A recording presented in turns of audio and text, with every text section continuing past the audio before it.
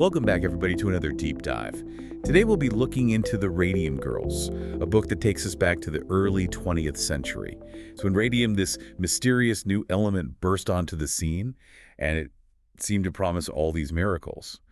But as we'll see, there's a pretty dark side to all of this. We're going to uncover the fascinating and tragic story of the young women working in factories, painting watch dials with this luminous radium paint. Yeah, it really captures this moment in time, at the dawn of the atomic age, when the possibilities of science just seemed limitless and the risks were largely unknown.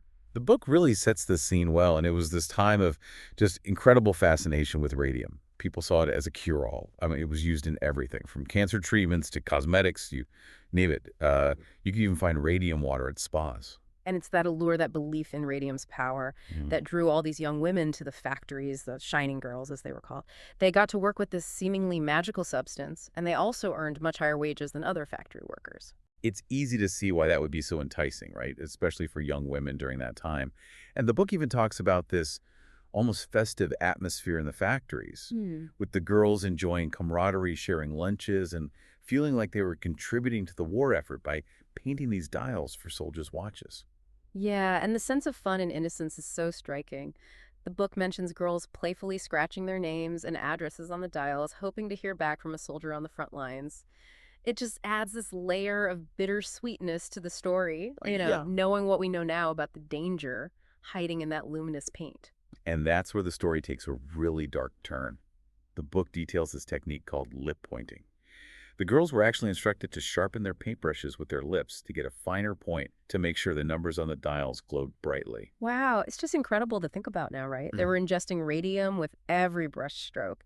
And the really scary part is that the supervisors like Mercy Reed would even ingest the paint in front of the workers to show it was harmless. It's hard to imagine that level of ignorance even among scientists at the time.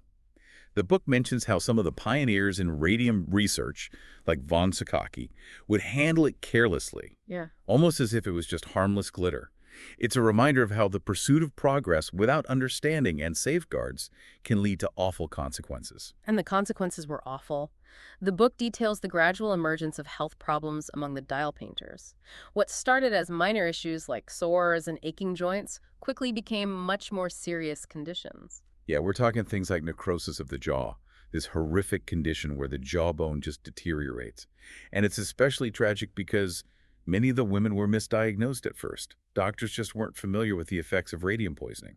Imagine the pain and confusion these women must felt, suffering these symptoms, and then medical professionals telling them it was things like rheumatism or even syphilis, adding this social stigma on top of their suffering. And the story of Molly Maggia really highlights this tragedy. She suffered this agonizing decline and eventually died from radium poisoning.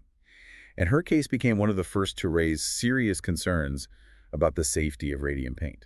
Molly's death was a turning point. Her sister Quinta and another dial painter, Irene Rudolph, started connecting their own symptoms to their work with radium after learning about Molly.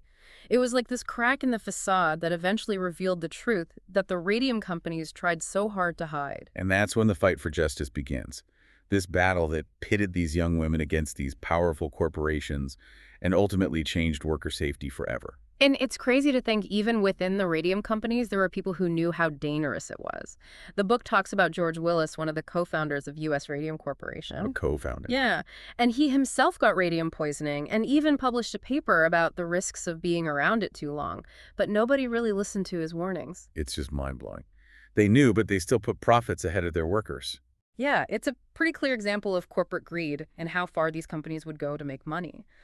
The book talks about how they even paid for these reports that said radium wasn't dangerous and tried to make doctors who connected the dial painters' illnesses to radium look bad. It's just wild how much effort they put into hiding the truth instead of protecting their workers.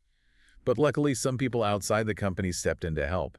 The book highlights Catherine Wiley and the Consumers League, who did their own investigation into the dial painters' illnesses and fought for their rights. It shows that even one person can make a difference when they see something wrong. And then there's Dr. Barry, a dentist who treated a bunch of these dial painters. He was sure that their problems were from radium, and he even told his patients they had to. He told them what? He told them they had to quit their jobs or things would get really bad. He was one of the first doctors to really stand up for these women. It's amazing how he risked his own career to do the right thing. And as more and more dial painters got sick, it was impossible to ignore the connection to radium. That's when the legal battles began.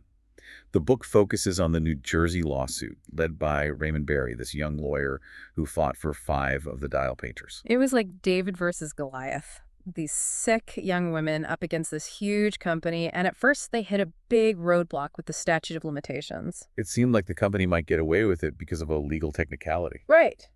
But then Dr. Martland comes in. Yeah, tell me about him. His research was a game changer. He was able to prove that there was radium in the women's bones. That's incredible. So Yeah. the radium they were exposed to years ago was still poisoning them. Exactly. It was the proof Barry needed to get around the statute of limitations and continue with the case.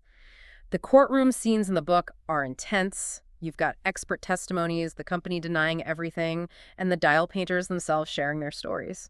Women like Catherine Schaub, who bravely talked about all the pain she was going through. The book really brings those courtroom battles to life. And in the end, they won. The New Jersey case ended in a settlement that gave the women money and medical care. It was a hard-fought victory, but not the end of the story. The book takes us to Ottawa, Illinois, where a new group of dial painters were facing the same awful effects of radium poisoning. And even with all the evidence, the companies still wouldn't take responsibility. It's hard to believe they could be so heartless. It shows you how powerful these companies were and how little protection workers had at that time. But the Ottawa cases also introduce us to some really inspiring people who fought back. Catherine Donahue, whose health was getting worse and worse, became a symbol of this continued struggle for justice. And her lawyer, Leonard Grossman, he wouldn't give up on finding the truth. The book talks about some powerful moments in court, like when Catherine collapsed while testifying and when Charlotte Purcell showed everyone how they did lip pointing. It was clear that the company was at fault. Those moments in court were so important in changing how people saw the case and exposing how the radium industry just didn't care about worker safety. And the judge's ruling was huge. He found radium-dial guilty and ordered them to pay the women. But the company didn't go down easy. They appealed and even ran away to another state to avoid paying. It's shocking how far they went to protect their money, even after everything that happened. But the Radium Girls story didn't end in the courtroom. What they did had a huge impact on worker safety. It led to stricter rules and more awareness about the dangers workers can face. They were true pioneers. What they went through helped protect so many workers in the years to come. It's incredible how these women who were just regular factory workers ended up changing worker safety forever. Their fight led to organizations like the Center for Human Radiobiology. They study the long-term effects of radiation, and the Radium Girls' experiences gave scientists so much information about how radiation affects people. The book even talks about how they exhumed Peg Looney's body to study it. It's like the story continues even after death, and it really shows how important it is to understand radium exposure and how to protect people. Yeah, it makes you think about how sometimes gaining knowledge comes at a big cost, and how important ethics are in scientific research. It's inspiring to see how the Radium Girls story still matters today. The book mentions Madeline Pillar, the student, who was so moved by their story that she helped create a memorial for them so they wouldn't be forgotten. It shows how much their courage and determination still inspires people. They weren't just victims, they were pioneers who fought for justice and safer workplaces. It's a powerful reminder that even when things seem impossible, one person's voice can make a difference. Definitely. It's a story about corporate greed and scientific arrogance, but also about people coming together to fight for what's right. But at its heart, it's a story about resilience and courage and the fight for justice. The Radium Girls is a must-read for anyone who wants to learn about this important part of history and the women who changed it.